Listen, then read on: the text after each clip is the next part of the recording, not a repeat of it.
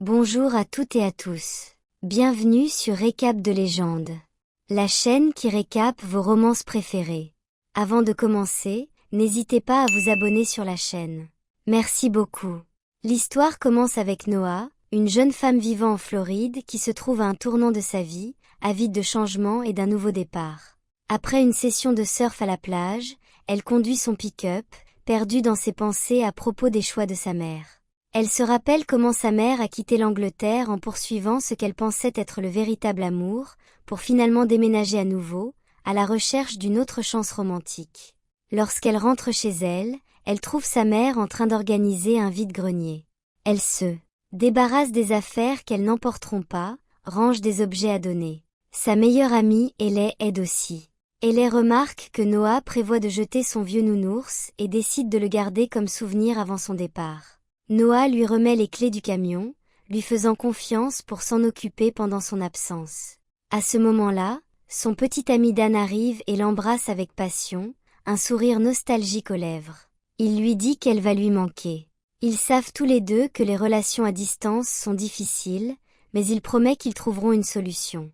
Quelques jours plus tard, Noah et sa mère, Ella, arrivent enfin à Londres dans un taxi.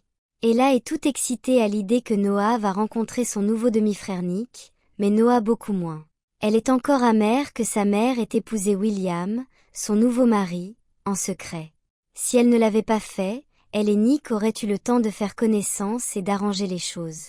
Ella lui rappelle que Nick et elle ont tous les deux choisi de ne pas assister au mariage. Changeant ensuite de sujet, elle mentionne que Nick n'est pas une mauvaise personne et suggère qu'ils pourraient avoir des points communs. Noah reste sceptique, soulignant à quel point ce sera gênant s'ils ne s'entendent pas, surtout maintenant qu'ils vont vivre sous le même toit lorsqu'ils arrivent à leur nouvelle maison. Noah est frappé par la vue d'un immense manoir. William, son beau-père, les accueille avec un sourire chaleureux et les invite à prendre le petit déjeuner, mais Noah refuse poliment. Il lui dit qu'un des majordomes lui fera visiter la maison et la conduira à sa chambre. Pourtant, elle semble avoir d'autres plans, car en explorant la maison, elle tombe sur une bibliothèque à couper le souffle et un garage rempli de voitures de luxe. Finalement, elle arrive dans sa chambre, un immense espace avec un dressing rempli de vêtements de créateurs. À ce moment-là, des voix venant de l'extérieur attirent son attention. En regardant par la fenêtre, elle aperçoit un groupe de jeunes autour de la piscine. Un garçon en particulier se démarque, avec une allure naturellement cool et terriblement attirante. Sa mère entre dans la chambre et lui dit de se détendre, l'assurant qu'à partir de maintenant, elles seront plus en sécurité que jamais. Plus tard, en entrant dans la cuisine, Noah tombe nez à nez avec le garçon qu'elle a vu près de la piscine. Et surprise, c'est Nick, son nouveau demi-frère. La tension est palpable. Aucun des deux n'est ravi de cette situation familiale. Le silence gênant est interrompu lorsque Gilles, l'un des amis de Nick, entre dans la pièce, apaisant brièvement l'atmosphère sans rien dire explicitement. Noah et Nick concluent un accord tacite, ils resteront hors du chemin l'un de l'autre. De retour dans sa chambre, Noah se prépare pour un gala le soir même et envoie un message à son petit ami. Lorsque le soir arrive, la famille sort et Noah apparaît totalement transformé, magnifique au point de surprendre tout le monde. Même Nick, avec son attitude habituellement indifférente, ne peut s'empêcher de la regarder, bien qu'il ne l'admette pas. À la place, il provoque une petite dispute lors de l'événement. Nick ne perd pas de temps à poser devant les caméras et à s'entourer de femmes qui semblent adorer sa compagnie. Noah observe de loin, ne sachant pas trop quoi penser. Pendant que William prononce un discours sur le changement climatique, Gilles s'approche d'elle et lui propose un verre. En discutant, Gilles lâche une vérité surprenante. Nick n'est pas celui qu'elle croit. Il ne se contente pas de vivre de la fortune de son père, il a bâti sa propre richesse en créant une application extrêmement rentable. Plus tard dans la soirée, Noah se retrouve assise avec le groupe d'amis de Nick. Au milieu de la conversation, Anna, la petite amie de Nick, lui demande ce qu'elle étudie, mais avant qu'elle ne puisse répondre, Nick intervient et parle à sa place. Puis, sans prévenir, il annonce qu'ils partent, disant que son père lui a demandé de la raccompagner. Sans autre explication, il quitte l'événement et le voiturier remet à Nick les clés de sa voiture de sport flamboyante. Pendant qu'il conduit, Noah tente d'apaiser la tension en s'excusant de l'avoir traité de fils à papa plus tôt. Elle admet aussi être surprise par son succès avec l'application, mais ce qui commence comme une tentative de réconciliation dégénère rapidement en une nouvelle dispute. Lorsque Noah, avec un sourire moqueur, l'appelle fils à maman, l'expression de Nick s'assombrit. Sans un mot, il s'arrête sur un pont et la laisse là, seule, avec un téléphone déchargé, dans une ville qu'elle connaît à peine. Noah n'a d'autre choix que de marcher sans but. Soudain, une voiture s'arrête à côté d'elle. À sa surprise, c'est Zach, le voiturier. Il lui dit que Nick l'a envoyé pour la ramener chez elle. Mais Noah n'a aucune intention d'obéir. À la place, elle demande à Zach de l'emmener au club où se trouve Nick. À l'intérieur, Noah rencontre Tom, qui lui adresse un sourire charmeur et lui offre un verre. Pendant ce temps, Zach retrouve Nick, totalement inconscient du chaos qui se prépare, en train de danser beaucoup trop près d'une inconnue. En voyant cela, la colère de Noah explose.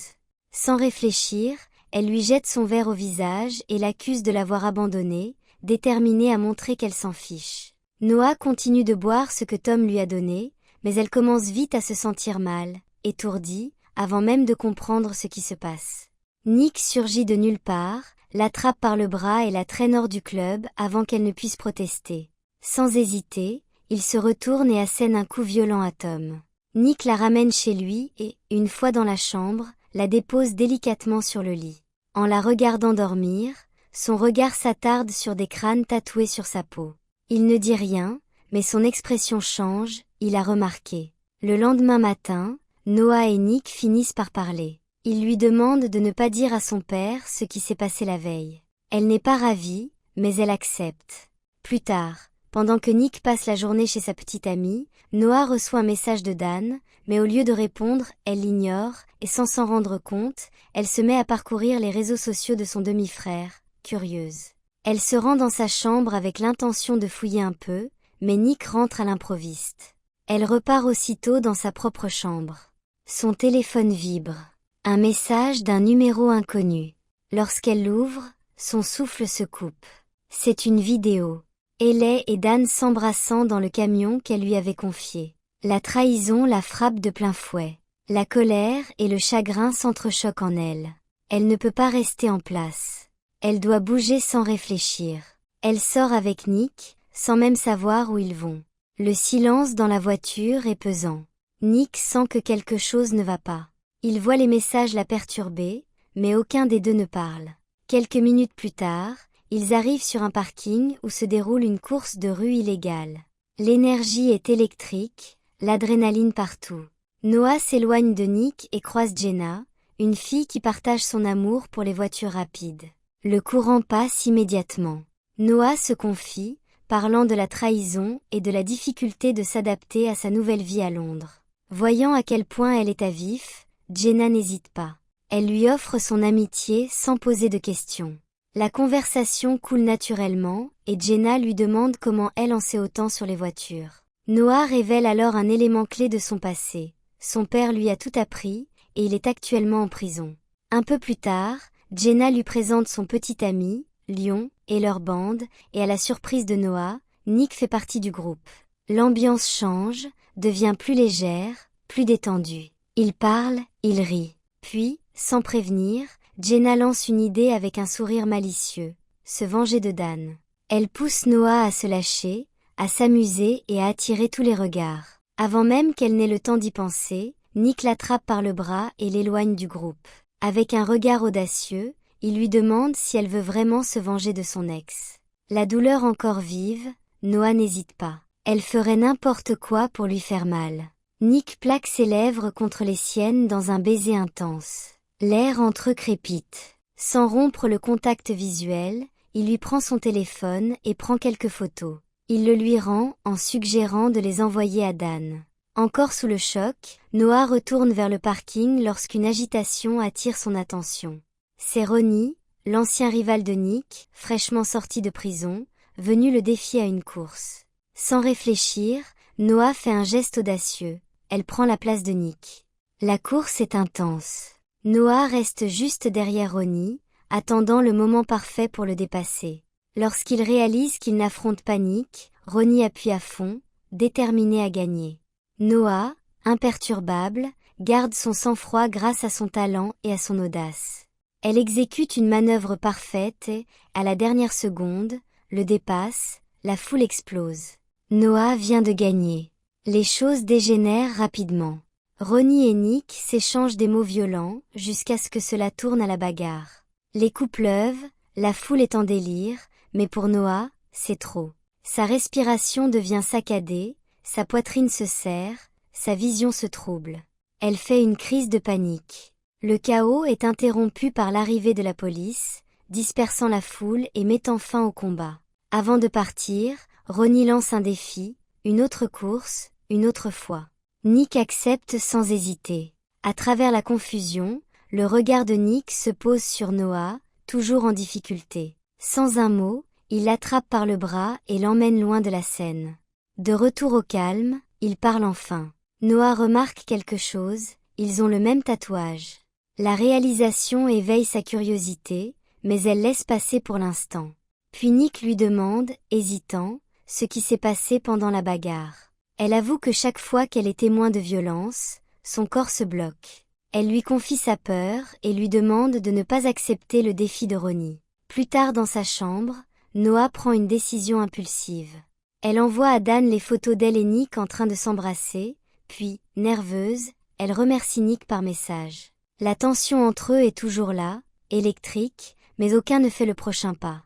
Le lendemain matin, Noah se réveille avec un appel de Dan. Elle le laisse sonner pendant le petit déjeuner.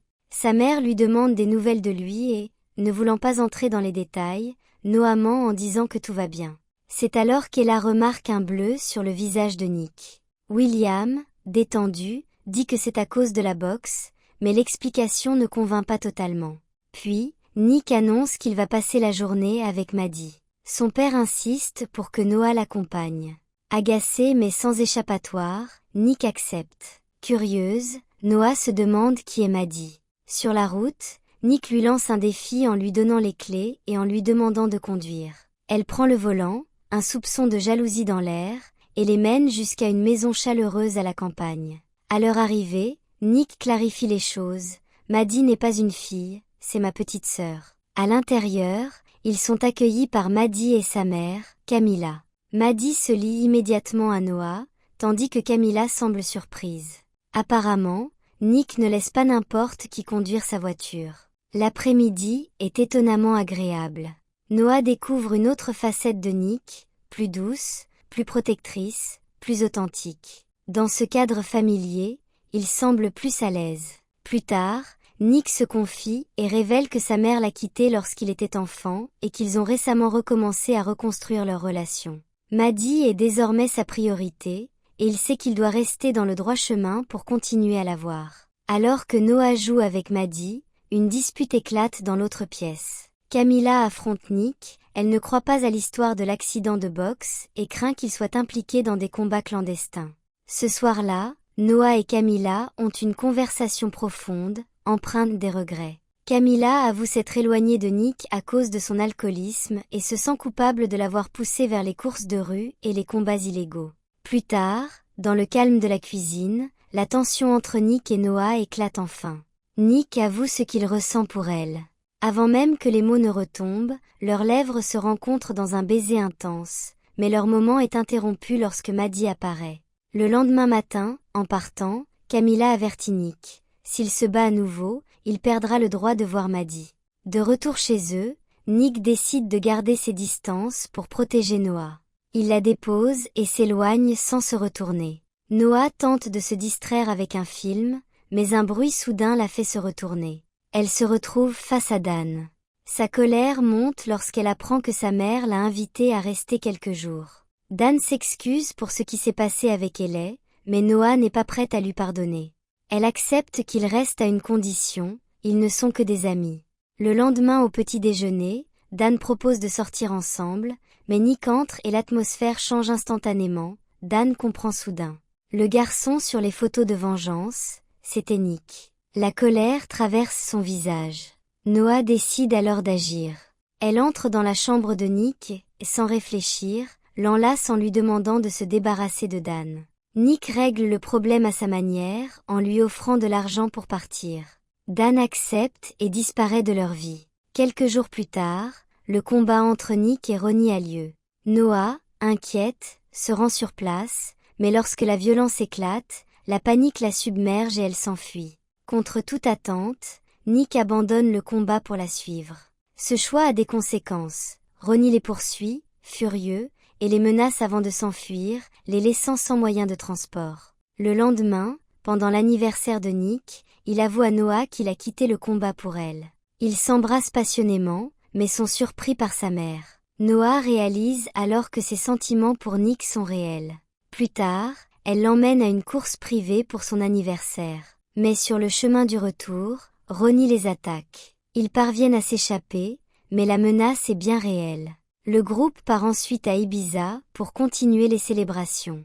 La jalousie de Nick éclate lorsqu'un inconnu tente de danser avec Noah. Il le frappe, ravivant les traumatismes de Noah.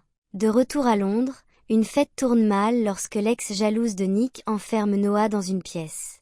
Elle fait une crise de panique. Nick la retrouve et la sauve. Elle lui révèle alors son secret. Son père l'a violentée, elle et sa mère, pendant des années. Leur relation se renforce, mais le danger revient lorsque Ronnie, travaillant pour le père de Noah, la kidnappe. Nick la retrouve grâce à un traceur GPS. Après une poursuite violente, la police intervient et arrête son père. Des semaines plus tard, Nick se remet de ses blessures. Sous la pluie, Noah le rejoint au bord de la piscine. Ils s'enlacent, conscients que leurs sentiments sont réels. Même si l'avenir est incertain, à cet instant précis, rien d'autre ne compte. C'est ainsi que se termine cette histoire. Si vous avez aimé cette histoire, n'hésitez pas à liker, vous abonner, et à laisser votre avis en commentaire. Et pourquoi pas, nous indiquer les résumés de films que vous souhaiteriez voir dans nos prochaines vidéos. Des bisous, à très vite.